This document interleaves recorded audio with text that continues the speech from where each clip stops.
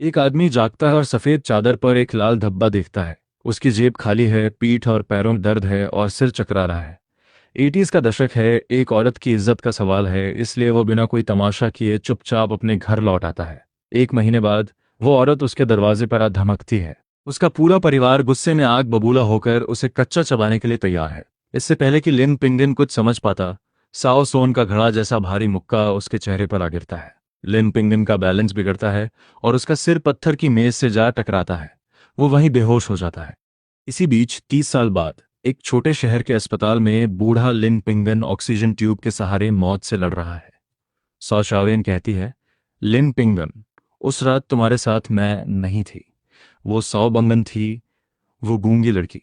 जब तुम अस्पताल में थे तो बंगन तुमसे मिलने आई थी। वो बहुत देर तक तुम्हें इशारों में कुछ समझाने की कोशिश कर रही थी, लेकिन तुम्हें कुछ समझ नहीं आया। मैंने तुमसे कहा कि मैं तुम्हारा बच्चा छीनना चाहती हूँ, और तुमने मेरी बात मान ली।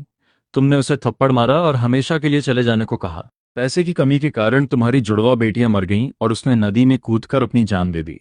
उसकी माँ उसे ढूंढने आई, लेकिन मेरे परिवार की दादी ने उसे पहाड़ों के एक सुनसान गांव में बेच दिया, जहां उसे पीट पीट कर मार डाला गया। मैं अब और नाटक नहीं कर सकती। मैंने अपनी पूरी जिंदगी इन दो एहसान फरामोश बच्चों के लिए एक बहुत बड़ा साम्राज्य खड़ा करने में लगा दी।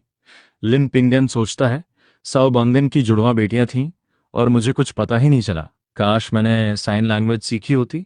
मेरा सिर इतना क्यों फट रहा है? साओ सॉन कहता है, आयलिन, अगर तू मरा नहीं है तो अभी के अभी खड़ा हो जा। आज साओ परिवार को जवाब चाहिए।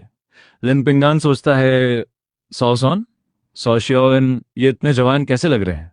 क्या मैं मर नहीं गया था? क्या मैं टाइम ट्रैवल करके वापस आ गया हूँ? लिन पिंगान कहता है, सो शियोन, इस नाजायज बच्चे का बाप कौन है जिसे तू मेरे मरने की कोशिश कर रही है? साओ शाविन कहती है, क्या बकवास कर रहा है तू मुकरने की जरूरत कर रहा है? आज मैं तेरा मुंह तोड़ दूंगी। उधर साओ सोन दोबारा हमला करने ही वाला है, लेकिन इस बार लिन पिंगन कोई और ही इंसान है। एक ही मुक्के में वो साओ सोन को जमीन पर धूल चटा देता है। इसी बीच लिन पिंगन की माँ वहां आ जाती है। ये सुनकर कि उसके बेटे ने इस परिवार की बेटी के साथ रात बिताई है, वो तुरंत घुटनों के बल बैठ जाती है। माँ कहती है, साओ परिवार की बहू, हम शादी करेंगे, हम शादी करेंगे। आप अपनी शर्तें बताइए। सौ शालन की माँ कहती है, मेरी बेटी से शादी करना कोई मामूली बात नहीं है, खासकर तुम्हारे परिवार की हालत देखते हुए। 300 युआन की दहेज की रकम, साथ ही 3 घड़ियां और एक रेडियो, बस इतना ही काफी होगा। लिन पिंगन की माँ कहती है, ये बहुत ज्यादा है। दूसरे परिवार सिर्फ 100 युआन देते हैं, आप 300 मांग रही हैं, वो भी घर के सामान के साथ। हमारी इतनी हैसियत नहीं है। साउस शिवन कहती है, पैसे नहीं है और फिर भी मेरी बहन के साथ सोने की हिम्मत की। माँ, पुलिस को बुलाओ, इस पर रेप का केस दर्ज करो। लिन पिंगन कहता है, सोशियाविन, तेरे पास कोई सबूत है कि उस रात मैं तेरे साथ था? सोशियाविन कहती है, बिल्कुल है। चाहे कुछ भी हो जाए, तू उस औरत को कैसे नहीं पहचानेगा जिसके साथ तूने रात बिताई है? लिन पिंगन की माँ कहती है, चुप कर, मैं तुझे अभी अपने साथ ले चलती हूँ। माँ बेटे वहां से जाने लगते हैं। उन्हें जाता देख सोशियाविन पागलों की तरह घबरा जाती है। उसका पेट दिन ब दिन बढ़ता जा रहा है, और अगर उसने जल्दी शादी नहीं की तो बहुत देर हो जाएगी। सौबांगन वहां नहीं आई थी। यकीनन उसे कहीं बंद कर दिया गया होगा। सौबांगन सौ शावेन की चचेरी बहन है। माँ बेटी अकेले रहती हैं और सौ शावेन का परिवार उन पर हमेशा जुल्म करता है। दूसरी तरफ ये सोचकर लिन पिंगान लंबे लंबे कदम भरता हुआ तेजी से साओ परिवार के घर की तरफ भागता है। यह आदमी 80s के दशक में दोबारा पैदा हुआ है। आंखें खोलते ही उसका सामना एक प्रेग्नेंट औरत से हुआ जो उससे जबरदस्ती शादी करना चाहती थी, वो भी 300 युआन के भारी दहेज और घरेलू सामान की शर्त के साथ। अगर वो मना करता तो पुलिस में रिपोर्ट करके उसे जेल भिजवा देती। पिछले जन्म में लिन पिंगिन ने बिना कुछ समझे सब मान लिया था, क्योंकि उस रात उसने बहुत ज्यादा शराब पी रखी थी और उसे उस लड़की का चेहरा तक याद नहीं था। इसलिए उसने साओ शावेन से शादी कर ली। लेकिन 60 साल की उम्र में एक भयानक एक्सीडेंट के बाद अस्पताल के बिस्तर पर साओ शावेन ने उसे सारा सच बता दिया। उस रात जिस लड़की के साथ उसने रात बिताई थी वो असल में साओ बांगन थी, साओ शावेन की गूंगी चचेरी बहन। और साओ शावेन के पेट में पल रहा बच्चा किसी और का था। साओ बांगन ने उसे जुड़वा बेटियां दी थीं, लेकिन बिना किसी पहचान और भयानक गरीबी के कारण सच जानने के बाद उसने बच्चियों के साथ नदी में कूदकर अपनी जान दे दी थी। लिन पिंगन ने अपनी आंखों से देखा था कि कैसे जिस बेटे को उसने पाला उसी ने उसकी ऑक्सीजन ट्यूब निकाल दी थी। लेकिन दोबारा आंखें खोलने पर वो उसी दिन में वापस आ गया है जब सौ शावेन शादी का दबाव डालने आई थी। लिन पिंगन कसम खाता है कि इस बार वो सौ बंगन की रक्षा करेगा। सौ शावेन की साजिश का पर्दाफाश करने के बाद लिन पिंगन सीधे अपनी मां के साथ सौ परिवार के घर पहुंचता है। उसका दिल कह रहा है कि बांगन और उसकी माँ खतरे में है। माँ बेटे अभी आंगन में घुसे ही हैं कि उसकी चचेरी बहन लिन जिंगू और बूढ़ा साओ दौड़ते हुए बाहर आते हैं। बूढ़ा साओ कहता है, लिन पिंगन, तुम यहाँ क्या कर रहे हो? शाओयुन तुम्हें लेने तुम्हारे घर नहीं गई थी? लिन पिंगन कहता है, शाओयुन मुझे लेने क्यों जाएगी? लिन पिंगन पूरे आंगन पर नजर दौड़ाता है। मिट्टी के 4 बड़े कमरे। पूरब वाले कमरे पर ताला लगा है। पश्चिम में एक सुअर बाड़ा और मुर्गियों का दरबा है। लिन पिंगन सीधे पूरब वाले कमरे की तरफ बढ़ता है। लिन पिंगन कहता है, पिछली बार जब मैं शादी की बात करने आया था तो मैं कुछ भूल गया था। मुझे उसे खोजना है। बूढ़ा साओ अपनी लाठी जमीन पर पटकता हुआ उसका रास्ता रोकता है। बूढ़ा साओ कहता है, 1 महीने पुरानी बात। तुझे लगता है वो अब भी वहीं होगा, या फिर तू चोरी करने आया है? मेरे लकड़हारे के कमरे में ऐसा कौन सा खजाना छिपा है? अचानक ताले वाले कमरे के अंदर से एक भारी आवाज आती है। लिन पिंगन बूढ़े साओ को धक्का देकर दरवाजे के पास पहुंचता है। लिन पिंगन कहता है, अंदर कोई है? लिन जिंगू कहता है, तमाशा करना बंद कर, अंदर कोई नहीं है। लिन पिंगन अपनी चचेरी बहन को नजरअंदाज करता है। वह पास पड़ी एक कुदाल उठाता है और ताले पर वार करने के लिए आगे बढ़ता है। लिंग जिंगू उसे रोकने के लिए बीच में आ जाता है। लिंग जिंगू कहता है, पहले तुझे मुझे पार करना होगा। लिन पिंगन कहता है, लिंग जिंगू, तू अच्छी तरह जानता है कि मैं कैसा इंसान हूं। सिर्फ इसलिए कि तू मेरा चचेरा भाई है, मैं तुझ पर हाथ नहीं उठा रहा हूं। रास्ते से हट जा। बूढ़ा साओ कहता है, जिंगू, इसे करने दे। अगर इसने हिम्मत की तो अपनी जान से हाथ धो बैठा। लिन पिंगन को किसी की परवाह नहीं है। वह कुदाल उठाता है और पूरी ताकत से दे मारता है। लिंग जिंगू चीखता है और झटके से पीछे हट जाता है। एक जोरदार आवाज के साथ ताला टूट कर गिर जाता है। लिन पिंगन एक लात मारकर दरवाजा खोल देता है। अंदर का नजारा देखकर खून उसके सिर पर सवार हो जाता है। बंगन की मां तांग सान आधी मरी हुई हालत में रस्सियों से बंधी पड़ी है। फर्श पर खून के निशान हैं। साओ बंगन जमीन पर बेसुध पड़ी है। उसकी आंखों से आंसू बह रहे हैं, हाथ पैर बंधे हैं और मुंह में कपड़ा ठूंसा हुआ है। लिन पिंगन कहता है, बंगन मुझे माफ कर दो, मुझे आने में देर हो गई। माँ, जल्दी जाओ और बैलगाड़ी लेकर आओ। तांग सैन को अस्पताल ले जाना होगा, जल्दी। लिन पिंगन की माँ दौड़ती हुई आंगन से बाहर जाती है। लिन पिंगन चाकू उठाकर रस्सियां काट देता है। दूसरी तरफ दादी साओ गुस्से में कदम बढ़ाती हुई लिंग जिंगू के पास पहुंचती है और उस पर बरस पड़ती है। दादी साओ कहती है, किसी काम के नहीं हो तुम, जाओ और जल्दी से गांव के सेक्रेटरी को बुलाकर लाओ। लिन जिंगू दौड़कर बाहर चला जाता है। दादी साओ दरवाजे के सामने आकर खड़ी हो जाती है ताकि लिन पिंगन बाहर न जा सके। दादी साओ कहती है, ये साओ परिवार का मामला है, तुझे बीच में बोलने का क्या हक है? लिन पिंगन कहता है, अगर इन्हें कुछ भी हुआ तो पूरा साओ परिवार जेल की हवा खाएगा। साओ बंगान लिन पिंगन का हाथ पकड़ती है और बार बार सिर हिलाकर मना करती है। लिन पिंगन उसका हाथ कसकर पकड़ लेता है। लिन पिंगन कहता है, चिंता मत कर, मैं तुम दोनों को यहां से ले जाऊंगा। लेकिन दादी साओ झपटकर साओ बंगन के पास पहुंचती है और उसे एक जोरदार थप्पड़ जड़ देती है। दादी साओ कहती है, दफा हो जाए यहां से, मनहूस गूंगी। ये देखकर लिन पिंगन के सब्र का बांध टूट जाता है। वो उल्टे हाथ का ऐसा करारा थप्पड़ उस बुढ़िया को मारता है कि वो जमीन पर धड़ाम से गिर जाती है। ठीक उसी समय लिंग जिंगू, सेक्रेटरी सांग सिसु और कई हट्टे कट्टे आदमियों के साथ वहां पहुंच जाता है। दादी साओ जमीन पर हाथ पीट पीट कर रोने और चीखने लगती है। दादी साओ कहती है, सेक्रेटरी साहब जल्दी देखिए, पिंगन ने किसी को मार डाला। सेक्रेटरी सांग सिसु कहता है, यह सब क्या हो रहा है यहाँ? लिन पिंगन कहता है, सेक्रेटरी साहब, जिस लड़की से मैं शादी करना चाहता हूँ वो ये है, लेकिन साओ परिवार मुझे जबरदस्ती साओ शावेन से शादी करने पर मजबूर कर रहा है।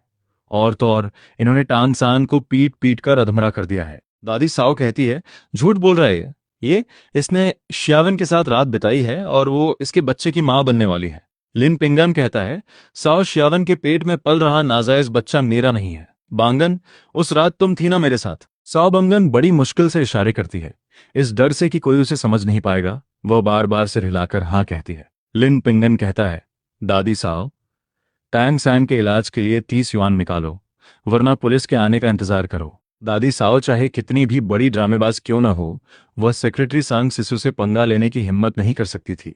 अगर वो ऐसा करती तो उसका बड़ा पोता जेल चला जाता, इसलिए भारी मन से उसने पैसे दे दिए। इसी बीच लिन पिंगन की मां बड़े चाचा की बैलगाड़ी लेकर आ चुकी थी। लिन पिंगन ने टांग सान को उठाकर बैलगाड़ी पर लिटाया। फिर वह साओ बांगन के साथ अस्पताल के लिए निकल पड़ा। धूल भरे कच्चे रास्ते पर बड़ा चाचा पूरी रफ्तार से बैलगाड़ी दौड़ा रखा। जो रास्ता 30 मिनट का था वो 20 मिनट में ही कट गया। इमरजेंसी रूम के बाहर साओ बांगन लगातार रो रही थी। लिन पिंगन की मां उसे सांत्वना देने के लिए उसकी पीठ थपथपा रही थी। लिन पिंगन की आंखें लाल थीं। लिन पिंगन कहता है, इस जन्म में मैं तुम्हारी रक्षा करूंगा। कोई भी तुम पे दोबारा हाथ नहीं उठा पाएगा। तुम और हमारे बच्चे हमेशा खुश रहेंगे। डॉक्टर मरीज को खून चढ़ाने की तैयारी कर रहा था। वह गूंगी लड़की तुरंत उठी और उसने अपनी आस्तीन ऊपर चढ़ा ली, लेकिन लिन पिंगन ने उसे रोक दिया। लिन पिंगन कहता है, डॉक्टर साहब, इसका खून मत निकालिए, यह प्रेग्नेंट है। मेरा खून लीजिए, हमारा ब्लड ग्रुप सेम है। वह गूंगी लड़की हैरान रह गई। लिन पिंगन ने उसे तसल्ली भरी नजरों से देखा। सौभाग्यन सोचती है, इसे कैसे पता कि मैं प्रेग्नेंट हूं? डॉक्टर के साथ ब्लड डोनेट करने के बाद लिन पिंगन वापस लौटा। थोड़ी देर बाद उसकी माँ चिंता में डूबी हुई उसके पास आई। माँ कहती है, पिंगन, क्या बांगन के पेट में पल रहा बच्चा सच में तुम्हारा है? लिन पिंगन में साओ बांगन की आंखों में देखते हुए गंभीरता से सिर हिलाया। लिन पिंगन कहता है, मैंने शादी से पहले ही इसे प्रेग्नेंट कर दिया। तुम चिंता मत करो, घर वापस जाते ही मैं तुमसे शादी करूंगा। लिन पिंगन मौत के मुंह से वापस आया एक इंसान था। अपने पिछले जन्म में बुरे लोगों ने उसे धोखा दिया था और उसने साओ बांगन को खो दिया था, जिसने उसे जुड़वा बेटियां दी थी। अब जब किस्मत ने उसे दूसरा मौका दिया था तो वो इसे पूरी तरह जीना चाहता था। इसीलिए उसे पता था कि साओ बांगन प्रेग्नेंट है। साओ बांगन थोड़ी कंफ्यूज थी। उसके चेहरे पर खुशी और दुख दोनों थे। वो मुंह पर हाथ रखकर इशारे करने लगी। लिन पिंगन काफी देर तक उसे देखता रहा, लेकिन उसे कुछ समझ नहीं आया। वह सिर्फ अंदाजा लगा सकता था। लिन पिंगन कहता है, चिंता मत करो, मुझे इस बात से कोई फर्क नहीं पड़ता कि तुम बोल नहीं सकती। हमारी शादी के बाद तुम्हारी माँ हमारे साथ ही रहेगी। मैं उसे साओ परिवार के घर में और तड़पने नहीं दूंगा। साओ बांगन की आंखों से तुरंत आंसू छलक पड़े। वह गूंगी थी और कोई भी आम आदमी उससे शादी नहीं करना चाहता था। और लिन पिंगन तो एक होनहार छात्र था। लिन पिंगन कहता है, रो मत, अब से कोई भी तुम्हें परेशान करने की हिम्मत नहीं करेगा। हमारे बच्चे भरपेट खाएंगे और उन्हें कभी ठंड नहीं लगेगी। वो कभी भूखे नहीं रहेंगे। सौबंगन ने अपने सपाट पेट को छुआ और बार बार सिर हिलाकर हाँ कहा। लिन पिंगन कहता है, माँ, अब से ये तुम्हारी बहू है। लिन पिंगन की माँ ने हार मानकर सिर हिला दिया। उसे इस बात का बहुत दुख था कि उसका बेटा एक गूंगी लड़की से शादी कर रहा है, लेकिन गलती तो उसके बेटे ने ही पहले की थी। इसी बीच गांव के कुछ लोग भी वहां आ गए। ऑपरेशन थिएटर का दरवाजा खुला और डॉक्टर बाहर आया। डॉक्टर कहता है, मरीज के सिर पर 10 टांके आए हैं और खून चढ़ाया गया है। अभी के लिए वह खतरे से बाहर है, लेकिन उसे ऑब्जर्वेशन में रखना होगा। पहले जाकर बिल भर दीजिए, 20 युआन के करीब हुआ है। लिन पिंगन की माँ कहती है, इतना सारा? शुक्र है साओ परिवार ने पहले ही 30 युआन दे दिए थे। लिन पिंगन ने जाकर पूरे 22 युआन का बिल चुका दिया। उसके पास 8 युआन बचे थे। उसने दिमाग में हिसाब लगाया कि आने वाले कुछ दिनों के लिए इतना पैसा काफी होगा। फिर उसने 30 युआन और निकाले और डॉक्टर को दे दिए। लिन पिंगन कहता है, खाने का समय हो गया है, मैं जाकर कुछ खाने को ले आता हूँ। बंगन बहुत कमजोर है, उसे अच्छा खाना खाने की जरूरत है। वह तेजी से बाहर निकला। अस्पताल के बाहर खाने के ठेले लगे थे। उसने 10 मीट बंस, 2 प्लेन नूडल्स के बाउल और 5 शुगर बंस खरीदे। इस सब में उसे सिर्फ 1.5 युआन लगा। उस जमाने में पैसों की बहुत कीमत होती थी। इतनी कम कीमत में इतना सब कुछ आ गया। भविष्य में तो महंगाई आसमान छूने वाली थी। बैलगाड़ी के पास पहुंचकर उसने 4 बंस बूढ़े चाचा को दिए। लिन पिंगन कहता है, चाचा, दोपहर हो गई है, कुछ खा लीजिए। बूढ़ा चाचा उन्हें लेने से मना कर रहा था। वह जानता था कि ये सफेद मीट बंस सस्ते नहीं आते, लेकिन लिन पिंगन ने जिद करके वे बंस उसके हाथों में थमा दिए। बूढ़े आदमी ने एक बड़ी सी मुस्कान के साथ उन गर्म बंस को ले लिया। बूढ़ा चाचा सोचता है, ये लड़का सच में बहुत समझदार है, इस बार मैं उससे सफर के पैसे नहीं लूंगा। लिन पिंगन खाना लेकर कमरे में पहुंचा। तांग सैन अभी भी होश में नहीं आई थी। लिन पिंगन ने नूडल्स और बंस मेज पर रख दिए। लिन पिंगन कहता है, आओ, गरम गरम खा लो। उसने साओ बंगन और अपनी माँ को चॉपस्टिक्स पकड़ा दी। नूडल्स देखते ही साओ बंगन की आंखों से फिर से आंसू बहने लगे। वह बिना रुके इशारे कर रही थी। हालांकि लिन पिंगन को उसके इशारे समझ नहीं आ रहे थे, लेकिन वह उनके पीछे का मतलब समझ सकता था। लिन पिंगन कहता है, मेरे पास बहुत पैसे नहीं हैं, लेकिन अपनी माँ का ख्याल रखने के लिए तुम्हें ताकत की जरूरत है। अगर तुम ढंग से नहीं खाओगी तो कैसे काम चलेगा? चलो खा लो बांगन, खा लो। तुम्हारे पेट में पल रहे बच्चे को भी तो खाना चाहिए। बच्चे का नाम सुनते ही साओ बांगन ने चॉपस्टिक्स उठा ली। साओ बांगन सोचती है, मेरे बच्चे मैं खाऊंगी। मेरी जिंदगी में पहली बार किसी ने मेरे साथ इतना अच्छा बर्ताव किया है। तीनों ने खाना खाया, लेकिन बिस्तर पर पड़ी मरीज को अभी भी होश नहीं आया था। लिन पिंगन की माँ परेशान होने लगी। माँ कहती है, घर पर खाना तो मैं ही बनाती हूँ। अगर मैं वापस नहीं गई तो पता नहीं तुम्हारे पिता जब शिकार से लौटेंगे तो उन्हें कुछ खाने को मिलेगा भी या नहीं। लिन पिंगन अपनी माँ की चिंता समझ रहा था। उसने बचे हुए 8 युआन साओ बांगन को दे दिए और उसे कुछ अच्छा खाने पीने का सामान खरीदने को कहा। फिर वह दूसरे चाचा की बैलगाड़ी लेकर घर के लिए निकल पड़ा। गांव के एंट्रेंस पर पहुंचकर उसकी माँ ने 20 फैन निकाले। माँ कहती है, दूसरे चाचा, आपकी इस तकलीफ के लिए बहुत बहुत शुक्रिया, ये लीजिए। दूसरा चाचा कहता है, इसकी कोई जरूरत नहीं है, तुम्हारे बेटे ने मुझे 3 मीट बंस दिए थे, मैंने अपनी पूरी जिंदगी में कभी इतने बढ़िया मीट बंस नहीं खाए। दूसरा चाचा अपनी बैलगाड़ी लेकर वापस जाने लगा, लेकिन लिन पिंगन उसके पीछे दौड़ा और 20 फैन उसके हाथ में थमा दिए। लिन पिंगन कहता है, दूसरे चाचा, वो बंस मेरी तरफ से गिफ्ट थे, आपको ये पैसे तो लेने ही पड़ेंगे। दूसरे चाचा की बहू बहुत खतरनाक थी और बात बात पर तमाशा खड़ी कर देती थी। अगर किसी ने बिना पैसे दिए बैलगाड़ी इस्तेमाल की तो वो हंगामा मचा देती। बूढ़े को पैसे रखते देख माँ बेटे जल्दी से घर की तरफ चल गई। आंगन में घुसते ही दूसरी चाची गुस्से में फनकारती हुई लिन पिंगन की माँ पर झपट पड़ी। दूसरी चाची कहती है, भाभी, जरा देखो इस आंगन का क्या हाल कर दिया है। माँ कमरे में बैठी भालू की वजह से रो रही है। पिता को एक जंगली सुअर ने बांह पर काट लिया था और एक इमरजेंसी ऑपरेशन के लिए उन्हें तुरंत 30 युआन की जरूरत थी। लेकिन दादाजी ने इस मौके का फायदा उठाकर परिवार का बंटवारा कर दिया और घर, अनाज और सारा पैसा दूसरे और तीसरे चाचा को दे दिया। बड़े बेटे के परिवार को, जिसमें 5 लोग थे, सिर्फ 10 कैटी मक्के का आटा दिया गया। इस नाइंसाफी से भड़क कर बड़ा बेटा दौड़ते हुए नदी में कूदने चला गया।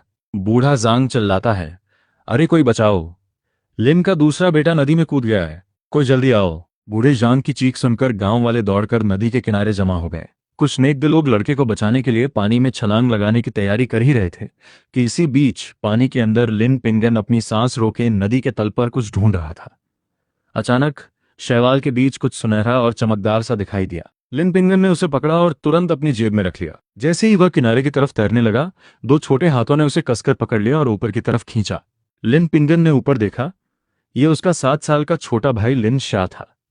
लिन शाह कहता है, भैया मत मरो, प्लीज मत मरो। लिन पिंगन कहता है, शाओ एन, शांत हो जा, तेरा बड़ा भाई नहीं मरने वाला, चल घर चलते हैं। गांव वालों की हैरान नजरों के बीच लिन पिंगन अपने भाई को लेकर घर लौट आया। दरवाजे पर पहुंचते ही उनकी दूसरी चाची ने उनका रास्ता रोक लिया। दूसरी चाची कहती है, तुम्हें अच्छे से पता था कि वह पुराना घर रहने लायक नहीं है, तुम्हारा डूब जाना ही अच्छा था। और सुन लो, अगर तुम डूब भी जाते तो परिवार का बंटवारा हो चुका है, तुम यहां दोबारा कदम नहीं रखोगे, 1 महीने के अंदर तुम सब यहां से दफा हो जाओगे। लिन पिंगन ने इस चुगलखोर औरत को पूरी तरह इग्नोर कर दिया। परिवार के बंटवारे के लिए मजबूर करना इसी का आइडिया था। एक दिन पहले लिन पिंगन की मां वापस आई थी और उसी ने साउजावन के परिवार के ड्रामे का फायदा उठाकर दादाजी पर परिवार को बांटने का दबाव डाला था। दादाजी इस डर से कि उन्हें जंगली सुअर से घायल पिता के इलाज पर पैसे खर्च करने पड़ेंगे, तुरंत मान गए थे। अब उनके पिता अस्पताल में थे और इलाज के इंतजार में थे। लिन पिंगन ने अपने भाई को आराम से बैठाया, नदी से मिला, सोना निकाला और बाहर निकल गया। अपने पिछले जन्म में वैंग यरमान नाम का गांव का एक पड़ोसी नदी में तैरने गया था। वह शैवाल में फंस गया था और किस्मत से उसे पानी के अंदर सोने का एक टुकड़ा मिल गया था। लिन पिंगन सोचता है, तो वो सोना सच में वहां था। अपने पिता को बचाने के लिए मैं तुम्हारी इस किस्मत को अपना बना लूंगा। अपने गंभीर रूप से घायल पिता के बारे में सोचकर लिन पिंगन ने अपने कदम तेज कर दिए। वह काउंटी टाउन पहुंचा, एक अंधेरी गली में घुसा और सबसे आखिरी घर का दरवाजा खटखटाया। अपने पिछले जन्म में वह यहाँ कुछ सामान ला चुका था। ये ब्लैक मार्केट का एक गुप्त ठिकाना था। अंदर से आवाज आती है, कौन है, क्या चाहिए तुम्हें? लिन पिंगन कहता है, ब्रदर सांग, मैं सिगोशी गांव से हूं।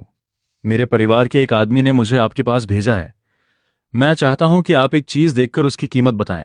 80s के दशक में छोटे मोटे व्यापार की थोड़ी छूट थी, लेकिन गैर कानूनी कामों पर कड़ी नजर रखी जाती थी। सारे बड़े सौदे गुपचुप तरीके से ही होते थे। दरवाजा खुला और लिन पिंगन तेजी से अंदर घुस गया। ब्रदर सांग कहता है, माल क्या है, दिखाओ मुझे। लिन पिंगन ने अपनी जेब से सोने का वह टुकड़ा निकालकर सामने रख दिया। ब्रदर सांग ने चमकती आंखों से उसे पकड़ा और अपने हाथ में तौल कर देखा। ब्रदर सांग कहता है, कीमत बताने से पहले मुझे माल की अच्छी तरह जांच करनी होगी। लिन पिंगन राजी हो गया। सांग एक दूसरे कमरे में चला गया। पिछले जन्म में उनके लेन देन के दौरान सांग ने उसके साथ अच्छा व्यवहार किया था। वह भरोसे के लायक था। थोड़ी देर बाद ब्रदर सांग वापस आया। ब्रदर सांग कहता है, यह सोना 280 ग्राम का है। 10 युआन प्रति ग्राम के हिसाब से कुल 2800 युआन होते हैं। तुम्हें ये कैश में चाहिए या वाउचर्स में? लिन पिंगन अंदर ही अंदर खुशी से झूम उठा, लेकिन उसने अपने चेहरे पर कोई भाव नहीं आने दिया। लिन पिंगन कहता है, ब्रदर सांग, 10 युआन बहुत कम है। बाहर मार्केट में इसका रेट 10 से 12 के बीच चल रहा है। 10 में तो मैं घाटे में रहूंगा। इतनी बड़ी रकम होने के बावजूद लड़के को मोल भाव करते देख ब्रदर सांग समझ गया कि उसका पाला किसी समझदार खिलाड़ी से पड़ा है। ब्रदर सांग कहता है, छोटे भाई, मैं देख रहा हूं कि तुम्हें अच्छी नॉलेज है। मेरे पास कैश ज़्यादा नहीं है, लेकिन मैं तुम्हें कपड़े और अनाज के ज़्यादा वाउचर्स दे सकता हूं, और अगर तुम्हें इंडस्ट्रियल वाउचर्स चाहिए तो मैं वो भी ले लूंगा। लिन पिंगन कहता है, ठीक है, मुझे 2800 युआन कैश में चाहिए, और साथ ही घरेलू सामान के कुछ इंडस्ट्रियल वाउचर्स भी दे दीजिए। भविष्य में इस सोने की कीमत बहुत ज़्यादा बढ़ने वाली थी, लेकिन अभी सबसे ज़रूरी था अपने पिता का इलाज करवाना, एक नया घर बना और बांगन को वापस लाना। घर के सामान की सख्त ज़रूरत थी। ब्रदर सांग सोचता है, ये लड़का सच में बहुत तेज़ है, आसानी से हार नहीं मानता। उधर गली से बाहर निकलते ही लिन पिंगन अपनी मुस्कान छिपा नहीं पाया। एक प्लास्टिक का थैला लिए वो सप्लाई कोऑपरेटिव में घुसा। वो सबसे पहले आने जाने के लिए एक साइकिल खरीदना चाहता था। अंदर घुसते ही उसे एक जानी पहचानी आवाज सुनाई दी। साओ शिवन कहती है, सनबिन, जिंदगी में शादी सिर्फ एक बार होती है, तुम मुझे एक जोड़ी जूते तक नहीं दिला सकते?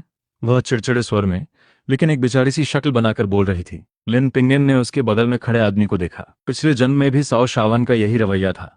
जब उसे अपनी मनचाही चीज नहीं मिलती थी तो वह ऐसे नाटक करती थी जैसे पूरी दुनिया ने उस पर जुल्म किया हो। साओ शावन कोई अजनबी नहीं थी। पिछले जन्म में वह किसी और के बच्चे की मां बनने वाली थी, और उसी ने लिन पिंगन को शादी के लिए मजबूर किया था, जिसकी वजह से साओ बंगन की दर्दनाक मौत हुई थी।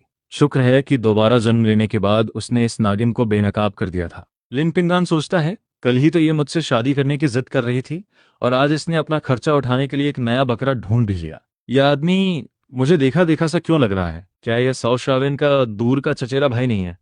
ये दोनों शादी कैसे कर सकते हैं? उधर सनबिन साओ शावेन का हाथ सहलाते हुए उसे मनाने की कोशिश कर रहा था। सनबिन कहता है, शावेन, तुम्हारे परिवार ने दहेज की बहुत बड़ी रकम मांगी है, और मेरे पास ज्यादा पैसे नहीं बचे हैं। इन जूतों की कीमत 5 युआन है। क्या तुम कोई सस्ते वाले जूते नहीं चुन सकती? साओ शावेन कहती है, नहीं, मुझे यही वाले पसंद है। तुम्हें मुझे यही दिलाने होंगे। मैं तुम्हारे बच्चे की मां बनने वाली हूं, और तुम्हें कोई फर्क ही नहीं पड़ता। लिन पिंगन सोचता है, इनकी बातें सुनकर तो लगता है कि सनबिन को इसकी प्रेगनेंसी के बारे में सब पता है, फिर भी वो इससे शादी करना चाहता है। तो इसका मतलब वो बच्चा इसी का है, और इन्होंने मुझे झूठ बोला कि ये सिर्फ इसका चचेरा भाई है। मैं कितना बड़ा बेवकूफ था। लिन पिंगन ने अपनी मुट्ठी कस ली। उसने एक कदम आगे बढ़ाया और उन लाल सूती जूतों की तरफ इशारा किया जो साओ शावेन को चाहिए थे। लिन पिंगन कहता है, मैडम, मुझे इन जूतों के 3 जोड़े दे दीजिए। साओ शावेन कहती है, लिन पिंगन, तुम यहाँ क्या कर रहे हो, और तुम 3 जोड़े मांग रहे हो? तुम्हें पता भी है इनकी कीमत क्या है? 80s के दशक में कैनवास के जूतों की एक जोड़ी की कीमत 5 युआन हुआ करती थी। एक साथ 3 जोड़े मांगना बहुत बड़ी बात थी। 5 युआन का मतलब था 40 कैटी चावल और 5 कैटी पोर्क। इतना खाना जो 5 लोगों के परिवार के लिए काफी दिनों तक चल सकता था। लालची साओ शावेन भी ये देखकर हक्की बक्की रह गई। गांव में सब जानते थे कि लिन पिंगन सबसे गरीब है। तैबंद लगे कपड़े और एक बड़ा सा झोला टांगे, वह ऐसा बिल्कुल नहीं लग रहा था जो 15 युआन खर्च कर सके। सौ शावेन कहती है, मैडम, इसका परिवार बहुत गरीब है। इसके पास 5 युआन भी नहीं होंगे। 15 तो बहुत दूर की बात है। सेल्सवुमन कहती है, भाई साहब, क्या आप वाकई 15 युआन दे सकते हैं? सेल्सवुमन के शक पर लिन पिंगन ने पूरे कॉन्फिडेंस के साथ जवाब दिया। लिन पिंगन कहता है, हाँ, मुझे 3 जोड़े चाहिए, एक 38 साइज का और 2 37 साइज के। लिन पिंगन सोचता है, बांगन के पैरों का साइज मेरी दूसरी बहन जितना ही होगा, 37 नंबर। ये उसे एकदम फिट आएगा। साओ शावेन पूरे घमंड के साथ कहती है, ऐसे नाटक कर रहा है जैसे सच में इसके पास पैसे हो। पहले पैसे निकाल कर दिखा। तुम इस मैडम का टाइम वेस्ट नहीं कर सकते। सनबिन ने लिन पिंगन को सिर से पैर तक देखा। सुनबिन कहता है, मैडम, आपको लगता है कि इसके पहने हुए पूरे कपड़ों की कीमत भी 5 युआन होगी? ये कुछ भी कैसे खरीद सकता है? ये सुनकर सेल्सवुमन ने मुंह बनाया। सेल्सवुमन कहती है, भाई साहब, क्या आप पक्का 15 युआन दे सकते हैं? अगर आपके पास पैसे नहीं हैं तो कहीं और जाइए। हम सेल्सवुमन यहाँ अपना मजाक उड़वाने के लिए नहीं बैठे हैं। लिन पिंगन के चेहरे पर कोई शिकन नहीं आई। उसने अपनी जेब से 10 बड़े नोट निकाले। लिन पिंगन कहता है, मैडम, आपको लगता है कि 3 जोड़े जूतों के लिए यह पैसा काफी होगा? सेल्सवुमन कहती है, जी बिल्कुल, मैं अभी आपके लिए पैक कर देती हूँ। सौ शावेन कहती है, तुम्हारे पास इतने पैसे कहाँ से आए? कहीं तुमने चोरी तो नहीं की? सौ शावेन को यकीन ही नहीं हो रहा था कि लिन पिंगन के पास इतने पैसे हो सकते हैं। लिन परिवार के बंटवारे का तमाशा उसके गांव तक भी पहुंच गया था। वह अंदर ही अंदर खुश थी कि लिन पिंगन ने उससे शादी करने से मना कर दिया था। वरना उसे भी उस खस्ताहाल टूटे फूटे घर में जाकर रहना पड़ता और झूठन खानी पड़ती। लिन पिंगन कहता है, तुम्हें कैसे पता कि मैंने पैसे चुराए हैं? अगर तुम्हारी औकात नहीं है खरीदने की तो दूसरों के काम में टांग मत अड़ाओ। साउथ शेवन कहती है, जब तू इतना ही उछल रहा है तो निकाल अपने पैसे और खरीद कर दिखा। साउथ शेवन गुस्से से इतनी लाल पीली हो रही थी कि मानो उसकी आंखों से चिंगारियां निकल रही हों। पैसों का नाम सुनते ही उसने सनबिन की तरफ देखा और मक्खन लगाते हुए उसका हाथ पकड़ लिया। साउथ शेवन कहती है, सनबिन, तुम्हारे पास शादी के पैसे हैं ना? उन्हें निकालो और मुझे ये जूते दिलाओ। इसे दिखाओ कि मेरा आदमी इससे लाख गुना बेहतर है। लिन पिंगन कहता है, साउथ शेवन, क्या तू ये नहीं कह रही थी कि तेरे पेट में पल रहा बच्चा मेरा है और मुझे हर हाल में तुझसे शादी करनी ही पड़ेगी? और अब तुझे इस बच्चे का असली बाप मिल गया। लिन पिंगन ने यह बात जानबूझकर जोर से कही। दुकान में मौजूद हर कोई मुड़कर साउथ शेवन को देखने लगा और सेल्सवुमन की नजरें उसके पेट पर टिक गईं। साउथ शेवन कहती है, लिन पिंगन, किसने कहा कि मैं तुमसे शादी करने वाली हूं?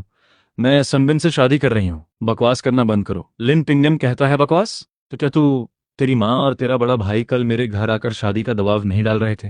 पूरे गांव ने ये तमाशा देखा है। क्या तू इस बात से मुकर सकती है? सनबिन कहता है, तू लिन पिंगन है? तू अपने आप को समझता क्या है? ये जल्द ही मेरी पत्नी बनने वाली है। तू इसे मुझसे छीनना चाहता है? ये ख्याल अपने दिमाग से निकाल दे। लिन पिंगन कहता है, मुझे इस बेरंग लड़की में कोई दिलचस्पी नहीं है। एक प्रेग्नेंट औरत जो सिर्फ मुझे धोखा देने के लिए थी। मैं ऐसी लड़की से कभी शादी नहीं करूंगा। सनबिन, मुझे पता है तेरे दिमाग में क्या चल रहा है। तू वापस शहर लौटना चाहता है ना? अगर किसी ने तेरी शिकायत कर दी तो मुझे लगता है तेरा शहर लौटना मुश्किल हो जाएगा। सनबिन कहता है, नहीं, मैं बस स्यायुन के साथ एक छोटी सी शादी करूंगा। जब मैं शहर वापस लौटूंगा और इसे अपने माता पिता से मिलवाऊंगा तब हम एक बड़ी शादी करेंगे। इससे मेरे शहर लौटने पे कोई फर्क नहीं पड़ेगा। लिन पिंगन कहता है, सच में साओ श्यावन, तुझे डर नहीं लगता कि अगर ये शहर लौट गया तो कभी वापस नहीं आएगा और फिर तुझे अपने इस बड़े पेट के साथ इस बच्चे को अकेले ही पालना पड़ेगा? कितनी तरस खाने वाली बात होगी। लिन पिंगन सोचता है, अगर मुझे सही से याद है तो पिछले जन्म में सनबिन का एक बेटा था जो साओ श्यावन के बेटे से 1 साल छोटा था। लोग कहते थे कि जब वह शहर लौटा तो उसके माता पिता ने उसकी शादी कहीं और तय कर दी थी। बाद में वो औरत मर गई। अगर साओ श्यावन ने इसे वापस जाने दिया तो वह पक्का इसे धोखा देगा। सशावन कहती है, तुम बस जल रहे हो क्योंकि मेरा सनबिन तुमसे बेहतर है। उसके पिता टेक्सटाइल फैक्ट्री के डायरेक्टर हैं। जब हम वापस जाएंगे तो मैं एक महारानी की तरह रहूंगी और तुम इसी गांव में सड़ते रहना और मक्की की रोटी चबाना। लिन पिंगन कहता है, महारानी, मुझे तो लगता है कि तू ही इस गांव में अकेले बच्चे को पालते हुए सड़ने वाली है। लिन पिंगन सोचता है, मैं इन दोनों कमीनों को इतनी आसानी से नहीं छोड़ने वाला था। पहले इन्हें शादी करने दो, फिर इनकी बारी भी आएगी। अपने पिता और अस्पताल में भर्ती बांगन का ख्याल आते ही लिन पिंगन काम की बात पर लौट आया। लिन पिंगन कहता है, मैडम, मुझे एमएल के 2 डिब्बे, 1 kilo brown sugar, white rabbit caramel के 2 पैकेट और जॉन यू ब्रांड की एक साइकिल दे दीजिए। सोसियावन जोर से चिल्लाती है, एक साइकिल? तुम्हारे पास साइकिल का वाउचर है और तुम उसे खरीदने की हिम्मत भी कर रहे हो? लिन पिंगन ने इतना सारा सामान खरीद लिया था जो कोई छोटी मोटी रकम नहीं थी और एक जॉन यू साइकिल की कीमत तो 160 युआन से भी ज्यादा थी। बिना किसी हिचकिचाहट के लिन पिंगन ने नोटों की वह मोटी गड्डी निकाली जो ब्रदर सान ने उसे दी थी। उसने उसमें से साइकिल का वाउचर निकाला। लिन पिंगन कहता है, मैडम, क्या आप मुझे साइकिल अभी दे सकती हैं? सेल्सवुमन वाउचर देखकर सन्न रह गई। उसे संभलने में थोड़ा वक्त लगा। सेल्सवुमन कहती है, जी, मैं अभी लाती हूँ। जब लिन पिंगन बाहर निकला तो उसकी नई साइकिल सामान से लदी हुई थी। साओ श्यावन गुस्से से कांपती हुई सुनबिन को घूर रही थी, जो उसके लिए 5 युआन के जूते खरीदने में भी कंजूसी कर रहा था। उसके दिल में कड़वाहट भर गई। उधर लिन पिंगन खुशी खुशी अस्पताल पहुंचा, लेकिन उसने देखा कि उसकी दूसरी बहन कमरे के दरवाजे के पास रो रही थी। लिन पिंगन कहता है, दूसरी बहन, तुम रो क्यों रही हो? दूसरी बहन अपने आंसू पोंछते हुए रूंधे गले से कहती है, माँ ने पापा के इलाज के पैसे नहीं भरे हैं। पापा की हालत बहुत खराब है। उनके हाथ की चोट गहरी है और एक और ऑपरेशन की जरूरत है। डॉक्टर कह रहा है कि ठीक होने के लिए इंपोर्टेड दवाइयां लानी पड़ेंगी जिनकी कीमत 300 युआन है। हम इतने पैसे कहां से लाएंगे? लिन पिंगन कहता है, मेरे पास पैसे हैं, चाहे जितनी भी कीमत हो, बस पापा ठीक होने चाहिए। दूसरी बहन ने खाली नजरों से सिर हिलाया। दूसरी बहन कहती है, पिंगन, तुम्हें मुझे तसल्ली देने की जरूरत नहीं है। अगर और कोई रास्ता नहीं बचा तो मैं उस बेवकूफ लड़के से शादी कर लूंगी। दूसरी चाची ने कहा है कि वो दहेज के 300 युआन और घर का सामान देंगे। लिन पिंगन ने गंभीरता से अपनी थ्योरियां चढ़ाई। लिन पिंगन कहता है, दूसरी बहन, अब दोबारा कभी मत कहना कि तुम किसी बेवकूफ से शादी करोगी। तुम्हारे छोटे भाई के पास पैसे हैं, ये सिर्फ 300 युआन की ही तो बात है। लिन पिंगन ने नोटों की एक मोटी गड्डी निकाली और अपनी दूसरी बहन के हाथों में थमा दी। लिन पिंगन कहता है, ये लो 400 युआन, पापा के ऑपरेशन के पैसे भर दो और बाकी पैसों से उनके लिए कुछ ताकतवर खाने पीने का सामान ले आना। दूसरी बहन उन पैसों को पकड़े हुए पूरी तरह से हैरान खड़ी थी। उसे अपनी आंखों पर यकीन नहीं हो रहा था। दूसरी बहन कहती है, पिंगन, तुम्हारे पास इतने पैसे कहाँ से आए? लिन पिंगन की मां ने अंदर से उनकी बातें सुन ली और तुरंत बाहर आ गई। अपनी बेटी के हाथों में इतने सारे पैसे देखकर उसने घबराकर दोनों को एक कोने में खींचा। उसने एहतियात के तौर पे इधर उधर देखा और अपनी आवाज धीमी कर ली। माँ कहती है, पिंगन, ये पैसे कहाँ से आए? तुमने कोई गलत काम तो नहीं किया ना? अगर तुम पकड़े गए तो सीधा जेल जाओगे। उन्हें परेशान न करने के लिए लिन पिंगन ने अपनी माँ और बहन के कान में फुसफुसाते हुए बताया कि उसने नदी में मिला सोना बेच दिया है। माँ कहती है, ब्लैक मार्केट वाले तुम्हारी शिकायत नहीं करेंगे, लेकिन अगर किसी को पता चल गया तो तुम जेल जाओगे। छुपकर सोना बेचना गैर कानूनी है। अगर पकड़े गए तो वो तुम्हें अंदर कर देंगे। लिन पिंगन कहता है, आप फिक्र मत कीजिए, ब्लैक मार्केट वालों को हमसे ज्यादा डर रहता है कि कहीं हम उनकी शिकायत न कर दें। और वैसे भी हमारे हालात देखिए, पापा का हाथ ठीक करना सबसे जरूरी है और ये पैसा एकदम सही वक्त पर काम आ रहा है। जब तक कोई कुछ नहीं बोलेगा किसी को पता नहीं चलेगा। ये बात किसी और को पता नहीं चलनी चाहिए। दूसरी बहन, जाओ जाकर ऑपरेशन के पैसे भर दो और मैं अंदर जाकर पापा को देखता हूँ। माँ कहती है, तुम्हारे पापा को होश आ गया है। लिन पिंगन ने सिर हिलाया और जो सामान लाया था उसे लेना नहीं भूला। उसकी माँ ने जब इतना सारा सामान देखा तो वह फिर से चिंता में पड़ गई। माँ कहती है, तुम्हें यह सब कहाँ से मिला? क्या तुमने ये सब उसी पैसे से खरीदा है? तुम पैसे बचाना क्यों नहीं सीखते? तुम्हारे पिता को पैसों की जरूरत है और तुम्हारी शादी के लिए भी पैसों की जरूरत पड़ेगी। लिन पिंगन कहता है, माँ, पापा घायल हैं, उन्हें अच्छा खाना खाने की जरूरत है और अब तो हमारे पास पैसे भी हैं। कुल मिलाकर 400 युआन है। अगर हम अस्पताल में 300 देते हैं तो 100 युआन बचेंगे। लिन पिंगन के पिता को होश आ गया था। अपनी पत्नी और बेटे को अंदर आते देख उनके पीले पड़े होंठ हिले। पिता कहते हैं, पिंगन, अपनी माँ को समझाओ, मेरा ऑपरेशन मत करवाओ। यह हाथ तो अब जा ही चुका है, इस पर इतने पैसे बर्बाद करने का कोई फायदा नहीं है। एक हाथ के सहारे भी मैं जी लूंगा। तुम्हारी शादी तो शायद ना करा पाऊं, लेकिन ठीक होते ही मैं खेतों में काम करना शुरू कर दूंगा। लिन पिंगन कहता है, पापा, आप उन लुगानों के बच्चे को बचाते हुए घायल हुए हैं, तो फिर पैसे वो क्यों नहीं दे रहे? और ऊपर से उन्होंने परिवार का बंटवारा कर दिया और पल्ला झाड़ लिया। मैं घर जाकर उनसे हिसाब मांगूंगा। दादाजी को इस बात से कोई फर्क नहीं पड़ता कि आप जिए या मरे। लिन पिंगन के पिता, जिनका हाथ लकड़ी की खपचियों में बंधा हुआ था, बोलते हुए उत्तेजित हो गए और बिस्तर से उठने की कोशिश करने लगे। उनकी माँ उन्हें रोकने के लिए आगे बढ़ी। माँ कहती है, तुम्हें क्या हो गया है? क्या तुम अपनी हालत और खराब करना चाहते हो? चुपचाप बिस्तर पर लेटे रहो। पैसों की चिंता तुम्हारी नहीं है। पिंगन ने तुम्हारे ऑपरेशन के लिए पैसों का इंतजाम कर लिया है। दूसरी बेटी पैसे भरने गई है। लिन पिंगन कहता है, माँ सच कह रही है। पापा, पैसों की फिक्र मत कीजिए। जब आप अस्पताल से छुट्टी लेकर आएंगे तो हम नए घर में शिफ्ट होंगे। पिता कहते हैं, पिंगन, मैं अपना एक हाथ खो सकता हूँ, लेकिन तुम किसी भी गलत काम में शामिल नहीं हो सकते। तुम इस परिवार की उम्मीद हो। तुमने इतनी मेहनत से यूनिवर्सिटी में जगह बनाई है। तुम सब कुछ बर्बाद नहीं कर सकते। लिन पिंगन कहता है, पापा, मेरे बड़े भाई की बातों पर ध्यान मत दीजिए। मैं किसी परिवार का घर जमाई नहीं बनाऊं। बस दादी और बड़े चाचा ने कुछ पैसे जमा किए हैं। पिता कहते हैं, उन्हें ऑपरेशन के पैसे वापस कर दो। हम ये नहीं करेंगे। ये पैसा तुम्हारी यूनिवर्सिटी और शादी के लिए है। लिन पिंगन का दिल भारी हो गया। वह सच में सारे पैसे निकालकर उन्हें दिखाना चाहता था, लेकिन आसपास और भी लोग थे।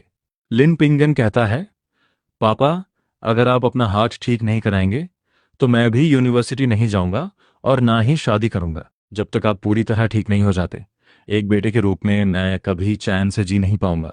लिन पिंगन के पिता, जो अपने बेटे की पढ़ाई को सबसे ऊपर मानते थे, इन बातों के आगे रुके। कमरे मौजूद बाकी लोग भी उसे तारीफ की नजरों से देखने लगे। धाइसेन करिया I dream to be dead box. एक आदमी कहता है, मेरे दोस्त, तुम्हारा बेटा बहुत अच्छा है, वो वफादार है। बेहतर होगा कि तुम अपना ऑपरेशन करवा लो, वरना उसे जिंदगी भर इसका पछतावा रहेगा। एक औरत कहती है, सच कहा नौजवान, मैं देख सकती हूँ कि तुम एक बहुत अच्छे इंसान हो। अगर सच में तुम्हारे पास पैसे नहीं हैं तो मैं तुम्हें उधार दे सकती हूँ। जिस औरत ने बात की वह करीब 40 साल की थी। उसका रंग गोरा था और हाथों में कोई खुरदरापन नहीं था। ये साफ था कि वो शहर से आई है। अगर वो पैसे उधार देने की पेशकश कर रही थी तो जाहिर है कि उसके पास पैसों की कोई कमी नहीं थी। लिन पिंगन कहता है, शुक्रिया आंटी, अभी के लिए इसकी जरूरत नहीं है। बिस्तर के सिरहाने से उस औरत के पति ने मुस्कुराते हुए कहा। पति कहता है, बेटे, डरो मत, मेरा नाम फेंग शांगजिन है। मैं काउंटी गारमेंट फैक्ट्री का डायरेक्टर हूँ। मेरी पत्नी ने सुना है कि तुम्हें परिवार से अलग कर दिया गया है और बिना एक पैसा दिए पुराने घर में धकेल दिया गया है। उसे यह भी पता चला है कि तुम्हें सबसे अच्छी यूनिवर्सिटी में दाखिला मिला है और तुम इतने आज्ञाकारी हो। मेरी पत्नी सच में तुम्हारी मदद करना चाहती है। लिन पिंगन ने बिस्तर के पास खड़े अधेड़ उम्र के आदमी को त्योरियां चढ़ाकर देखा। लिन पिंगन कहता है, आप काउंटी गारमेंट फैक्ट्री के डायरेक्टर फोंग शांगजिन हैं। फोंग शांगजिन कहता है, बेटे तुम मुझे जानते हो। अगर पैसों की ज़रूरत है तो बस आंटी को बता दो, हमारे पास यहाँ ज़्यादा कुछ नहीं है।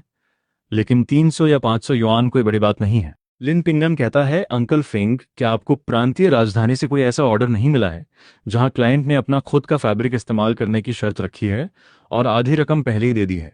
क्या आपने कॉन्ट्रैक्ट साइन कर लिया है? फंग शानजिन कहता है, मैंने कल ही राजधानी की कंपनी से बातचीत पूरी की है। मैं आज दोपहर कॉन्ट्रैक्ट साइन करने वाला था। बेटे तुम्हें यह सब कैसे पता? लिन पिंगन कहता है, अंकल फोंग, मुझसे यह मत पूछिए कि मुझे कैसे पता। क्या आपने कॉन्ट्रैक्ट साइन कर लिया है? लिन पिंगन की आवाज़ में थोड़ी बेचैनी थी। अगर उसने कॉन्ट्रैक्ट साइन कर लिया होता तो बहुत बड़ी मुसीबत हो जाती। फोंग शांगजिन ने त्योरियां चढ़ाई और असंतोष से लिन पिंगन की तरफ देखा। उसकी पत्नी अपने पति की उलझन भांपकर माहौल को हल्का करने के लिए बीच में बोल पड़ी। आंटी कहती हैं, असल में हमें आज ही साइन करना था, लेकिन क्योंकि मैं गिर गई और मेरे पैर में चोट लग गई तो ये मुझे अस्पताल ले आए। इसलिए हमने फैसला किया कि हम कल साइन करेंगे।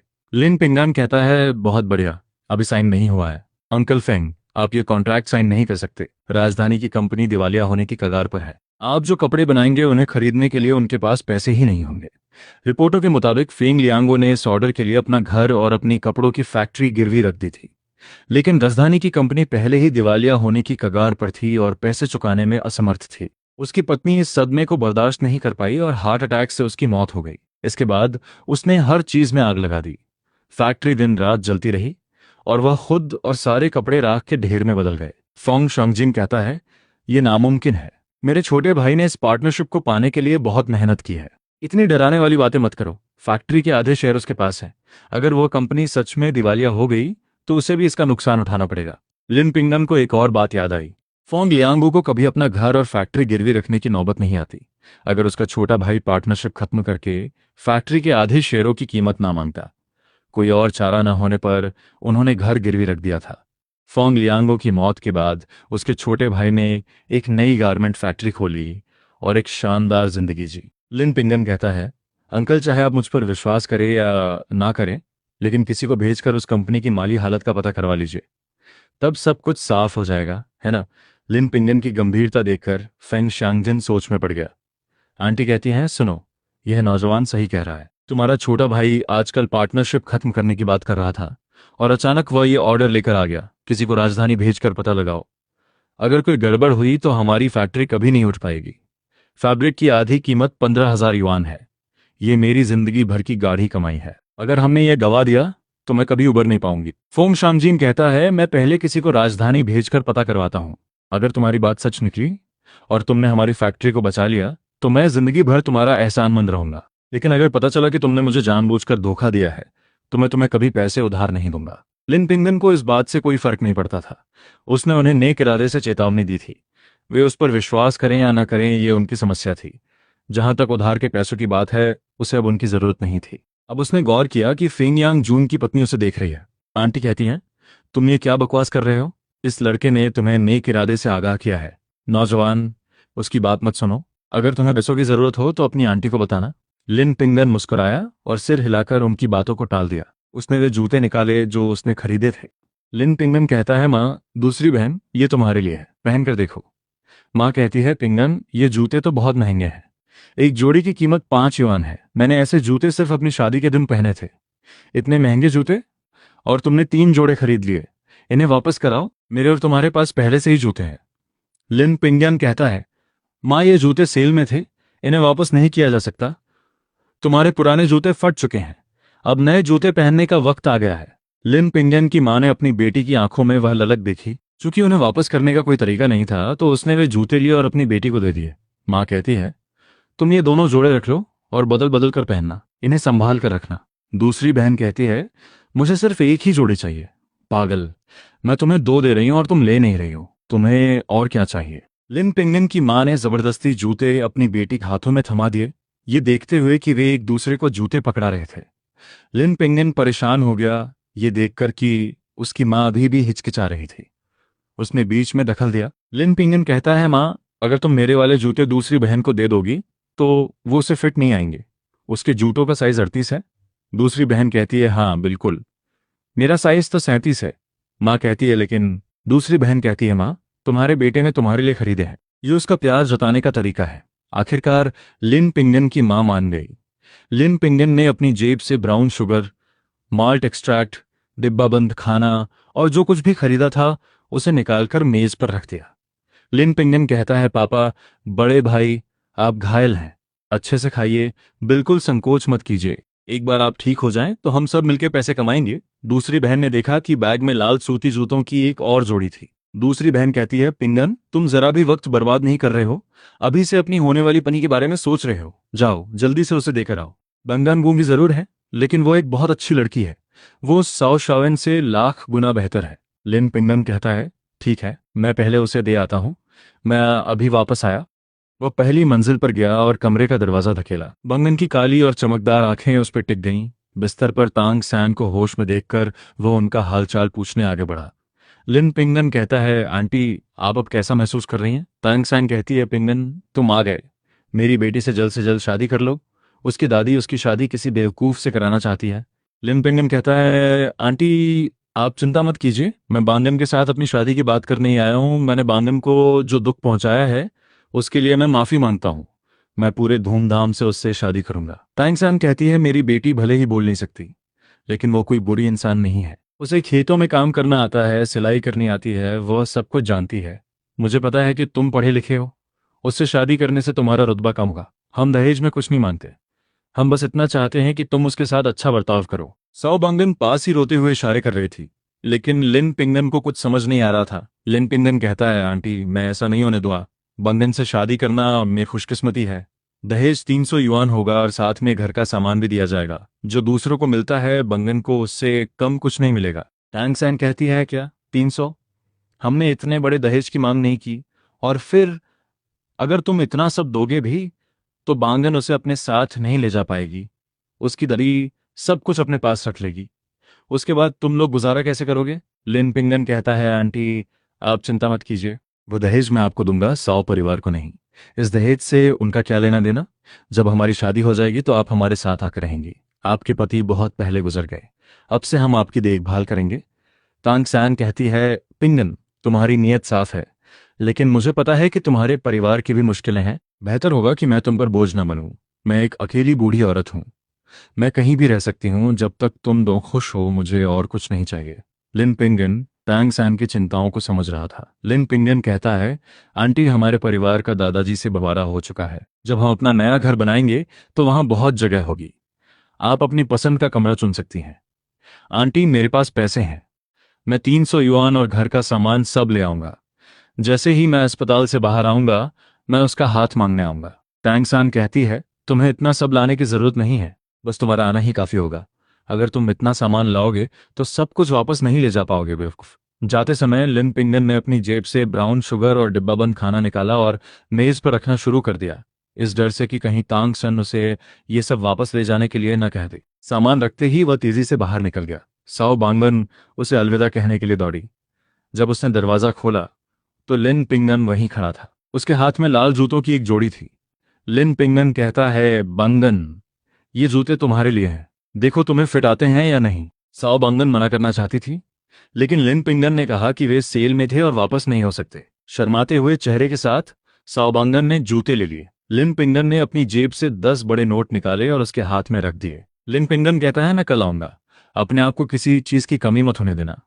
मेरे पास पैसे हैं। साओ बांगन उन्हें लेना नहीं चाहती थी। लिन पिंगन ने उसका हाथ पकड़ लिया। लिन पिंगन कहता है, ये पैसा किसी इमरजेंसी के लिए अपने पास रखो, ये तुम्हारी सेफ्टी के लिए है। अगर तुम इसे नहीं लोगी तो मुझे गुस्सा आ जाएगा।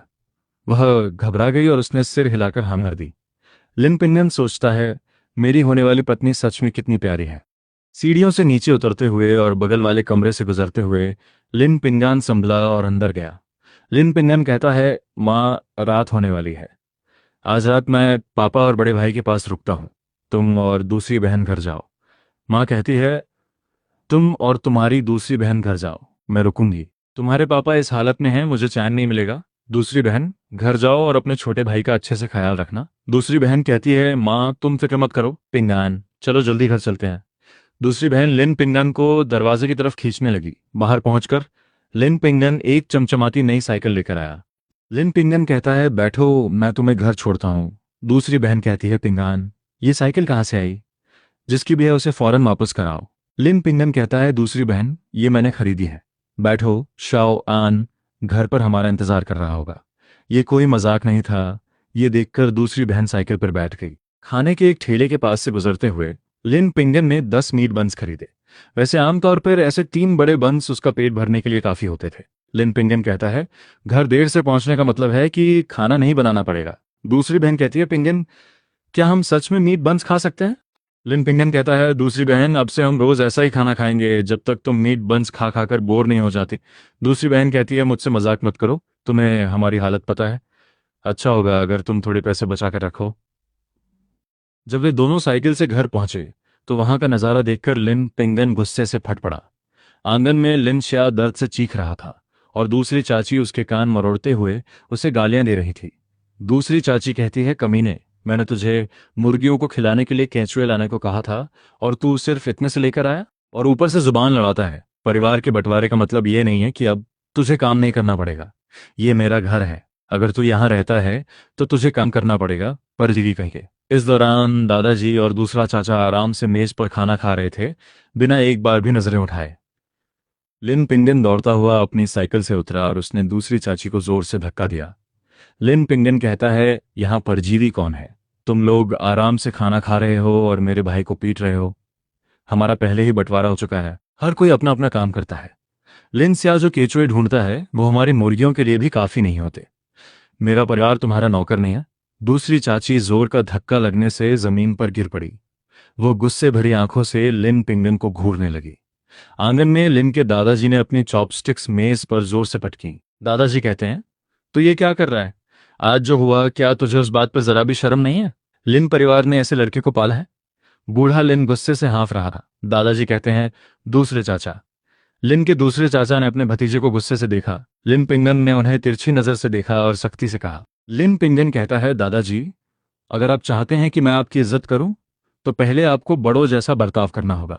आपने देखा कि दूसरी चाची मेरे भाई को मार रही थी। शाओ आन दर्द से चीख रहा था। उस वक्त घर के बड़े कहाँ थे? और अब जब मैं बीच बचाव कर रहा हूं तो आप मुझ पर बरस रहे हैं। बूढ़ा लिन अपने ही पोते से इस तरह की बातें सुनकर सीधे एक लोहे के औजार की तरफ बढ़ा जो एक कोने में पड़ा था। वह लिन पिंगन को मारने ही वाला था। लिन पिंगन ने उसे आते हुए देखा और हवा में ही उस औजार को कर लिया। लिन पिंगन कहता है, दादाजी, जब आपने परिवार का बंटवारा किया था तो क्या आपने एक बार भी हमारे जीने मारने के बारे में सोचा था? मेरे पापा और भाई अस्पताल में हैं, क्या आपने एक बार भी उन्हें देखने जाने की जहमत उठाई? मेरे पापा भी तो आपके बेटे हैं। आप इतने पत्थर दिल कैसे हो सकते हैं? और अब आप मुझ पर अपना रौब झाड़ना चाहते हैं? क्या आप इसके लायक भी हैं? दादाजी कहते हैं, बदतमीज, तेरी अपने दादाजी से इस तरह बात करने की हिम्मत कैसे हुई? उसने लोहे के औजार को जोर से अपनी तरफ खींचा, लेकिन लिन पिंगन के हाथों में वह टस से मस नहीं हुआ। बूढ़े का गुस्सा 7वें आसमान पर पहुंच गया। दादाजी कहते हैं, योंग, तू बुत बनकर क्यों खड़ा है? तू देख रहा है कि तेरे बाप और तेरी बीवी पर हमला हो रहा है और तू बस खड़ा है। आ और इस बिगड़े हुए लड़के को सबक सिखाने में मेरी मदद कर। लिन योंग उठा और उसने लिन पिंगम को मुक्का जड़ दिया। लिन पिंगम ने तुरंत बूढ़े लिन को अपनी ढाल बना लिया। योंग का मुक्का सीधे बूढ़े लिन के शरीर पर लगा। बूढ़ा दर्द से कराहता हुआ मुड़ा और चिल्लाया। दादाजी कहते हैं, लिन, तू किसे मार रहा है? अकल के अंधे, ये वो है या मैं हूं? मुझे चोट लगी है। लिन योंग कहता है, पापा, मैं सच में आपको नहीं मारना चाहता था। मुझे नहीं पता था कि आप बीच में आ जाएंगे। आप ठीक हैं? दादाजी कहते हैं, क्या अस्पताल में पहले से ही काफी लोग नहीं है? ऐसा लगता है तो अभी तक मरा नहीं है। पकड़ इसे। अगर मैंने आज इसे सबक नहीं सिखाया तो मेरा नाम लिन नहीं। कमीने, आज मैं तुझे वह सजा दूंगा जो तेरे माँ बाप ने तुझे कभी नहीं दी। लिन पिंगन के चेहरे पर एक खौफनाक मुस्कान थी। अपने पिछले जन्म में जब वो पूरे देश में व्यापार करता था तो अक्सर लोगों से उसकी भिड़ंत होती रहती थी, इसलिए उसने लड़ाई की कुछ तकनीकें सीख ली थी। उसने अपने चेहरे पर आने वाले मुक्के को चकमा दिया और अपने दूसरे चाचा को एक जोरदार लात रसीद कर दी।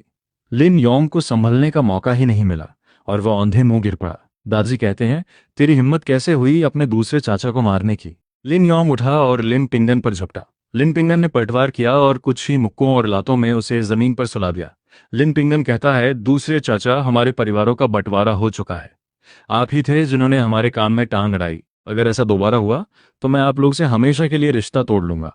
इतना कहकर लिन पिंगन अपनी दूसरी बहन और शाओ आन को लेकर वहां से चला गया। बूढ़े लिन और उसके बेटे को मार खाए नीले पड़े चेहरों के साथ वहीं छोड़कर अपने कमरे में वापस आकर दूसरी बहन ने वो बंस निकाले जो वह लाई थी। दूसरी बहन कहती है, शाओ आन, तुम्हें भूख लगी होगी, लो एक बन खा लो। शाओ आन कहता है, इस बन में से बहुत अच्छी खुशबू आ रही है और इसके अंदर मीट भी भरा है। लिन पिंगन ने जल्दी से गर्म पानी ढूंढा लेकिन देखा कि थर्मस गायब था।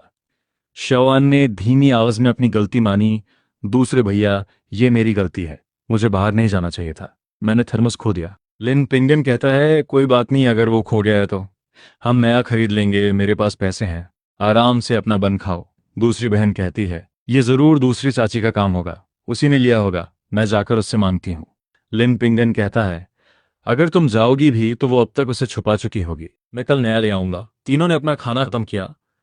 फिर लिन पिंगन ने एक प्लास्टिक का थैला मेज पर रखा। दूसरी बहन कहती है, पिंगन, इस थैले में सुअर का चारा क्यों है?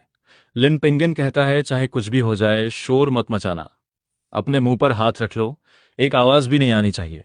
दोनों ने पूरे यकीन के साथ सिर हिलाया। लिन पिंगन ने ऊपर से चारा हटाया तो नीचे बड़े नोटों की एक गड्डी दिखाई दी। दूसरी बहन कहती है, बड़े भैया, इतने सारे पैसे, इससे हम कितने बंस खरीद सकते हैं और हम पापा की बीमारी का इलाज भी करा सकते हैं। तीनों एक पल के लिए खुशी से झूम उठे, फिर चिंता वापस आ गई। दूसरी बहन कहती है, सही कहा, हम इतने सारे पैसे कहाँ छुपाएंगे? वो डायन, दूसरी चाची, जरूर हमारे सामान की तलाशी लेने आएगी। लिन पिंगन कहता है, कल मैं सेक्रेटरी सांग से मिलने जाऊंगा, मैं उनसे घर बनवाने में हमारी मदद करने के लिए कहूंगा। मैं उन्हें 500 दे दूंगा, बाकी के 1500 मैं कल बैंक में जमा करा दूंगा। दूसरी बहन कहती है, ठीक है, हम ऐसा ही करेंगे। इस प्लास्टिक के थैले के साथ अगर तुम न बताओ तो कोई अंदाज भी नहीं लगा सकता कि इसके अंदर पैसे हैं। लिन पिंगन ने शाओआन को प्यार से देखा। लिन पिंगन कहता है, शाओआन, कल तुम्हारा बड़ा भाई तुम्हारे लिए एक स्कूल बैग और कापियां लाएगा, तुम भी स्कूल जाओगे। शाओआन कहता, सच में? दूसरे भैया, मैं स्कूल जाऊंगा। अगले दिन सुबह जल्दी लिन पिंगन गांव के सेक्रेटरी सांग के पास पहुंचा। सेक्रेटरी सांग अपने घर पर ही थे। उसे देखकर उन्होंने उसे अंदर बुला लिया। सेक्रेटरी सांग कहते हैं, पिंगन, तुम्हारे पापा कैसे हैं? लिन पिंगन कहता है, वो बेहतर हैं, बहुत बेहतर हैं। सेक्रेटरी सांग, आज मैं आपसे एक मदद मांगने आया हूँ। सेक्रेटरी सांग कहते हैं, कुछ कहने की जरूरत नहीं है। सेक्रेटरी सांग को सब पता है। ये लो, ये 50 युआन रखो, इन्हें अपने पापा के इलाज में लगाओ। तुम्हारे दादाजी ने सच में बहुत बुरा बर्ताव किया है, लेकिन तुम्हारे पिता की बीमारी का इलाज होना चाहिए। मैं गांव वालों से बात करूंगा कि हर कोई अपनी तरफ से थोड़ा थोड़ा योगदान दे। तुम्हारा एडमिशन सबसे अच्छी यूनिवर्सिटी में हुआ है, तुम्हारा भविष्य बहुत उज्जवल है। लिन पिंगन कहता है, सेक्रेटरी सांग, मैं पैसे उधार लेने नहीं आया हूँ, मेरे पापा के ऑपरेशन का खर्चा पहले ही भर दिया गया है। अस्पताल में एक बहुत भले इंसान ने हमें पैसे उधार दिए हैं। लिन पिंगन ने पैसे सेक्रेटरी को वापस कर दिए। सेक्रेटरी सांग कहते हैं, मुझे उम्मीद है कि उसने बदले में तुमसे कुछ नहीं मांगा होगा। लिन पिंगन कहता है, क्या वो गारमेंट फैक्ट्री के डायरेक्टर नहीं है? उन्होंने बस हमारी मजबूरी देखी और मदद करना चाहिए। उन्होंने मुझे 1000 युआन उधार दिए हैं, हमारे पास अभी 500 बचे हैं। मेरे पापा और माँ ने कहा है कि पुराना घर अब रहने लायक नहीं है और वो चाहते हैं कि आप एक नया घर बनवाने के लिए मजदूर ढूंढने में हमारी मदद करें। सेक्रेटरी सांग कहते हैं, मैं समझ गया, गारमेंट फैक्ट्री के डायरेक्टर, मैं उन्हें नहीं जानता, वो हमारी काउंटी के एक भले इंसान है। ये 500 युआन अपने पास रखो, मैं तुम्हारे लिए घर बनवाऊंगा और वो बहुत शानदार होगा। सेक्रेटरी सांग ने हंसते हुए पैसे ले लिए और मदद का वादा किया। लिन पिंगन घर वापस आ गया। लिन पिंगन कहता है, जब हम खाना खा लेंगे तो मैं गांव जाकर काम ढूंढूंगा। दूसरी बहन कहती है, मैं अस्पताल जाकर आई हूँ। वो कैसे हैं? भले ही तुम्हारे पास इतने पैसे हों पिंगन, लेकिन खर्चे भी बहुत हैं, हमें और पैसे कमाने होंगे, और वो भी जल्दी। लिन पिंगन कहता है, बड़ी बहन, आज मेरे साथ चलना, हम बहुत सारा पैसा कमाएंगे। दूसरी बहन कहती है, मुझे बताओ क्या करना है, जब तक ये कोई गैर कानूनी काम नहीं है हम करेंगे। लिन पिंगन ने वो सामान निकाला जिसका इस्तेमाल वो पहले मछली पकड़ने के लिए ब्लास्ट करने वाले डेटोनेटर बनाने में करता था। उसने अपनी बड़ी बहन और छोटे भाई को पड़ोसी से मछली पकड़ने वाले जाल और एक ठेला लाने को कहा, और जब सब कुछ तैयार हो गया तो वे तीनों नदी की तरफ चल पड़े। दूसरा चाचा बड़बड़ाता है, कमीने कहीं के, ये घर से बाहर ही क्यों नहीं मर जाते ताकि कभी लौट कर ही ना आए। उस आदमी ने उन्हें गुस्से से दूर जाते हुए देखा। जब वह मुड़ा तो उसकी नजर एक कोने में चमकती हुई नई साइकिल पे पड़ी। उसकी आंखें चमक उठी। दूसरा चाचा सोचता है, ये चीज कहाँ से आई। कहीं लिन पिंगन ने इसे चुराया तो नहीं? उसके पास साइकिल खरीदने के पैसे कहाँ से आएंगे? मैं अभी पुलिस स्टेशन जाता हूँ ताकि वो जेल में सड़े। कमीने लड़के जेल जाने के लिए तैयार हो जा। लिन का चाचा गुस्से से साइकिल के ताले को घूर रहा था। वह पुलिस स्टेशन जाकर उसकी शिकायत करने के लिए बड़े बड़े कदम उठाता हुआ काउंटी टाउन की ओर निकल पड़ा। दूसरी तरफ नदी पर जी तोड़ मेहनत कर रहे तीनों भाई बहनों को इस बात का जरा भी अंदाजा नहीं था कि घर पर क्या हो रहा है। वे खुशी खुशी धमाकों से मछलियां पड़ रहे थे और उन्हें इकट्ठा कर रहे थे। उन्होंने चारों जाल लबालब भर लिए और फिर घर की तरफ चल दिए। तीनों का दिल खुशी से भरा हुआ था। तभी अचानक गांव के एंट्रेंस पर बूढ़ी वांग ने उनका रास्ता रोक लिया। बूढ़ी वांग कहती है, पिंगन, क्या तुमने किसी की साइकिल चुराई है? जल्दी करो, पुलिस तुम्हारे घर पर तुम्हारा इंतजार कर रही है। लिन पिंगन कहता है, क्या हुआ दादी, पुलिस हमारे घर क्यों आई है? बूढ़ी वांग कहती है, तुम्हारा दूसरा चाचा वो शहर के पुलिस स्टेशन गया था ये बताने के लिए कि पिंगन ने एक साइकिल चुराई है और उसे आंगन में छिपा रखा है। पुलिस तुम्हें गिरफ्तार करने के लिए घर पर इंतजार कर रही है। जल्दी करो, तुम्हारा दूसरा चाचा सच में बहुत बुरा इंसान है। वो सच में पिंगन को जेल भेजना चाहता है। लिन पिंगन कहता है, हमें बताने के लिए शुक्रिया दादी, ये साइकिल चोरी की नहीं है, ये मैंने खरीदी है। मैं पुलिस को सब समझा दूंगा। लिन पिंगन ने ठेला उठाया और आगे बढ़ गया। बूढ़ी वांग उसे इतना कॉन्फिडेंट देखकर थोड़ी आश्वस्त हुई और वह भी उनके घर की तरफ चल दी। आंगन में कदम रखते ही दूसरी चाची गुस्से में बाहर आई और उसने लिन पिंगन का हाथ कसकर पकड़ लिया। दूसरी चाची कहती है, इंस्पेक्टर साहब, यही है वो, इसी ने साइकिल चुराई है और उसे यहाँ लाया है। हमारा इससे कोई लेना देना नहीं है। लिन पिंगन कहता है, इंस्पेक्टर साहब, ये साइकिल मैंने खरीदी है, चुराई नहीं है। दूसरी चाची कहती है, तूने खरीदी है? किसे बेवकूफ बना रहा है? तेरे पास पैसे हैं, तू अपने बाप और भाई के अस्पताल का बिल भी नहीं भर सकता और तेरे पास साइकिल खरीदने के पैसे आ गए। इंस्पेक्टर साहब, इसे गिरफ्तार कर लीजिए और जेल में डाल दीजिए। लिन पिंगन कहता है, दूसरी चाची, मेरे पिता आपके बेटे की वजह से घायल हुए हैं, आपने एक पैसा भी नहीं दिया। आपने दादाजी को हमें परिवार से बेदखल करने के लिए उकसाया और अब आप चाहती हैं कि यह इंस्पेक्टर मुझे गिरफ्तार कर ले।